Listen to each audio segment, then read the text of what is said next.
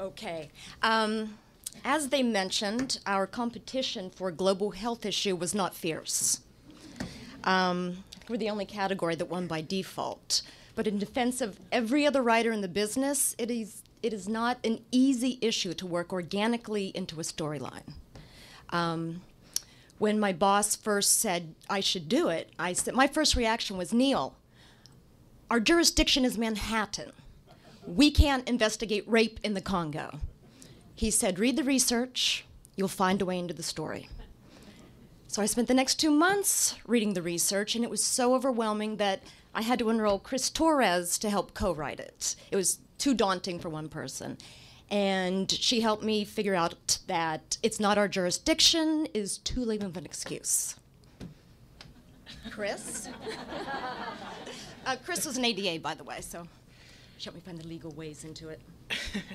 I'd just like to thank Dawn for the opportunity to take on this incredibly difficult issue, and everything you saw in that clip is true.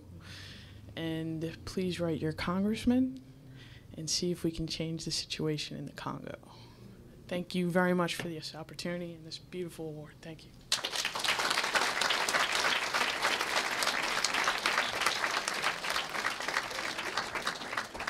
The next category is Primetime Minor Storyline. In this category this year, we have one show that made it to the finals. It's from the popular ABC show Private Practice. The episode's called Triangles, and it deals with a not very well-known issue, childhood schizophrenia. Let's see the clip. Well, you're in luck. You're not going to need stitches, just a few of these bandages and some antibiotic ointment. Take good care of that. You won't even have a scar. Oh. You okay? I am. But Eli doesn't believe you. Eli? Eli is Maggie's friend. She's got a great imagination. Okay. Well, not to worry. Eli, Maggie will be just fine, I promise. He believes you. 11-year-old girl came in with an abrasion on her forehead, and then she had me talk to her imaginary friend. Seems a little old for that. Maybe, maybe not. You know, studies have shown that children with imaginary friends excel academically. At 11? I just finished my meeting with Maggie, and I think you're right to be concerned. She's ostracizing herself? Problem's bigger than that, and it's not a social problem. I'm afraid she's schizophrenic. She's 11 with an imaginary friend. That's ridiculous. It's not that she has a friend, it's that she thinks he's real. I mean, an 11-year-old knows the difference between what's real and what isn't real. And this girl, I mean, Eli's more real to her than you or me. And she may be just at the beginning, which is why we need to address this fast. And I'm going to prescribe antipsychotics. Whoa, her brain is still developing. We have a window here. She's going to hit puberty. The odds are that this is going to be exponentially worse. But when we start these antipsychotics early, about 20% of these kids are able to function and have a fairly normal life. You want to lock up a little girl, take her away from us, and make her different. No one is talking about taking her away. Yeah, that's what you say now. And then you put drugs in her, and you lock her up, and you don't let us see her again, and I won't allow that. No, I won't. Joe. No! Who did they take away from you, Joe? Joe?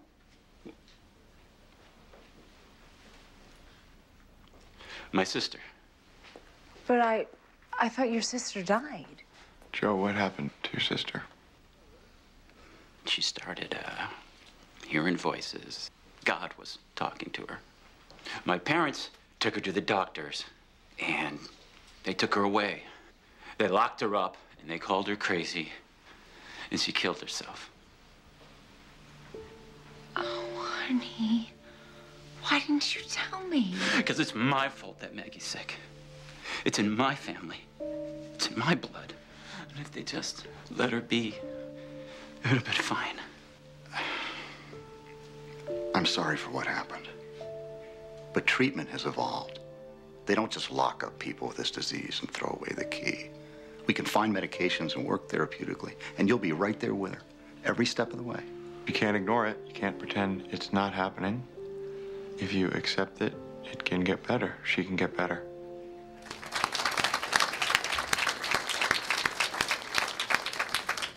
And here to accept the first place award in this category is the co-executive producer of Private Practice, Barbie Kligman.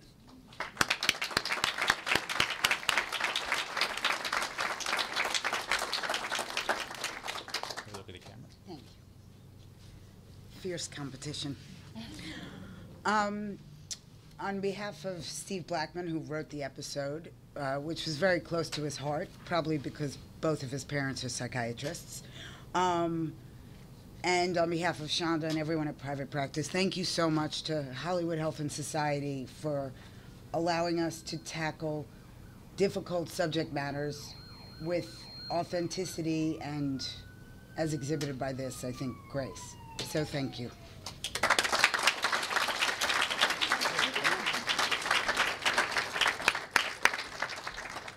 This year, 3 exceptional finalists have been named in the Primetime Drama category.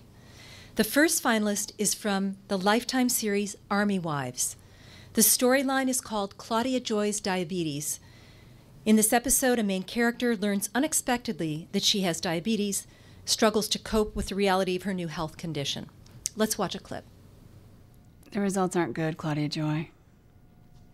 I'm sorry to tell you this, but you have type 2 diabetes. That can't be right. I watch my weight, I exercise. I understand. You don't fit the stereotype. But about 20% of type 2 diabetics don't. That's 1 in 5. You tell your friends? No. Why not? I'll do it when I'm ready. Look, this isn't a group activity, Michael. Okay? It's my body. How I handle this is up to me. I'd really appreciate some privacy right now. Okay. Sorry. Mm-hmm.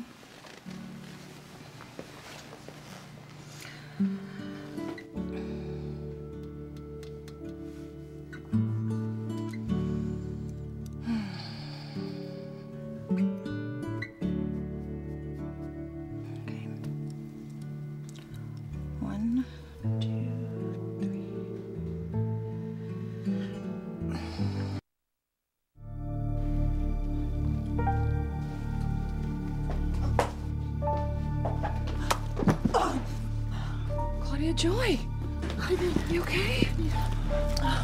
What do you need? The juice, yes. There.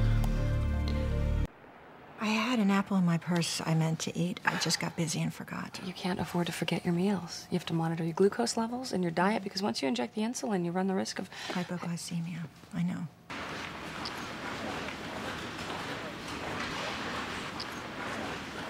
Does blood freak you out? What? Sorry, I didn't mean to stare. Oh, I totally don't care. I've been doing this since, like, forever. I just started. I was diagnosed this month. Huh.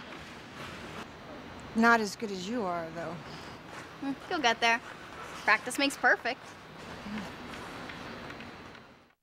I have diabetes. What? When did you find out? Right after the accident. I was keeping it a secret, which was a mistake. Denise tried to tell me, but it took a complete stranger for me to believe it. It's amazing how sometimes people come into your life just when you need them the most. Anyway, from now on I have to be careful about what I eat. I have to take things a little slower every now and then. And I need to show you how to use this. The second finalist is from the ABC series Grey's Anatomy and is called How Insensitive. This episode centers on the important role of approaching patients with sensitivity as Grey's doctors learn when treating a patient who is morbidly obese. Let's take a look. Reaction, observation, communication. Any questions so far? We are doing this because Chief Shepherd suggests we brush up on our patient sensitivity skills. That's why. And it just so happens this morning was a very good time. Besides, just so happens that we have an emergent patient arriving who will need a little extra sensitivity. So remember to employ your ROC, and you will rock your patient's world. Okay, that's enough of that. Follow me to the pit. All right, people, remember what you've been taught. Use it throughout the day. There'll be consequences if you don't.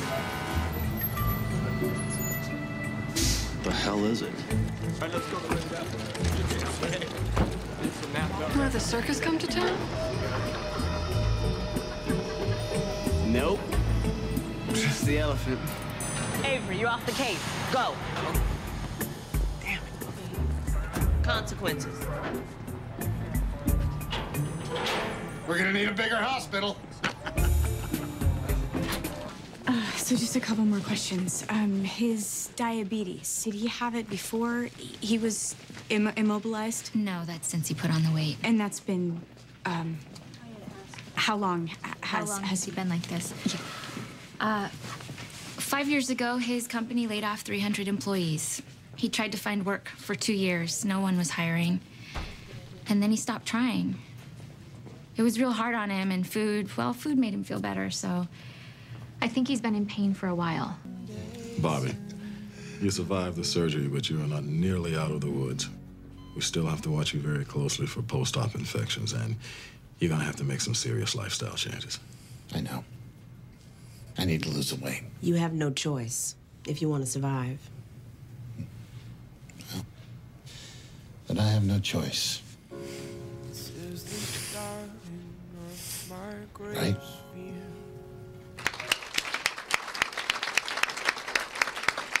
And the third contender comes from the NBC series Law & Order SVU. The episode, called Hammered, tells the story of an attorney prosecuting an alcoholic man who is denying a murder he committed. But as it turns out, the prosecutor also has something to hide. Let's take a look. Good news, people! Judge Mordock isn't allowing Dalton's cockamamie alcoholism is a disease defense. Well, I'm familiar with Dr. Sofer's work, and the point of her research isn't to excuse criminal behavior, it's to find a cure. Yeah, well, good luck with that. Imagine if they could. Crime would be down 50%. More than that, for sexual assault, some of us might be out of a job. Please, people do bad things because they're bad people. Getting drunk to do it is just an excuse. Olivia, finally, we agree on something. Liv, if there had been a cure a decade ago, your mom might still be alive. Hey, people, does anybody work here? My friends need drinks. Hello? I gotta go home. Oh, no, Stabler, you need to go over your testimony with me. I know exactly what I'm gonna say. I'll see you tomorrow. Please, come on. Actually, why don't you cut yourself off? What time do you have to be at the hearing tomorrow? 9 a.m. We have a lot of work to do, Olivia.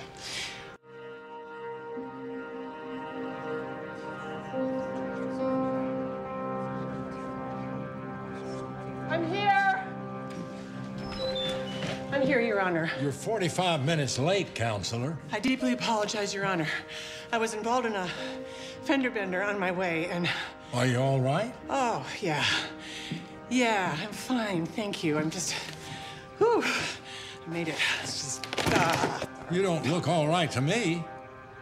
Do you need medical help? No. I might have hit my head in the fender bender, but I can play hurt. All right, I'm ready to proceed, Your Honor. I think you need to be looked at. She's drunk. What? Excuse me? She's drunk. SVU was too much for her. The pressure must have triggered her drinking. Explains why she was such a control freak, white-knuckled drunk just hanging on by a thread. What a hypocrite. She was a good lawyer with a bad problem. I definitely saw a lot of my mother in her. Well, her career's over. There's no way she's coming back from this. She's a walking cluster.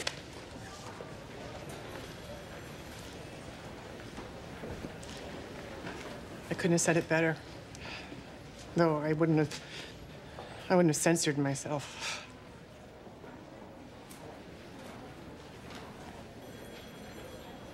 I just wanted to say that,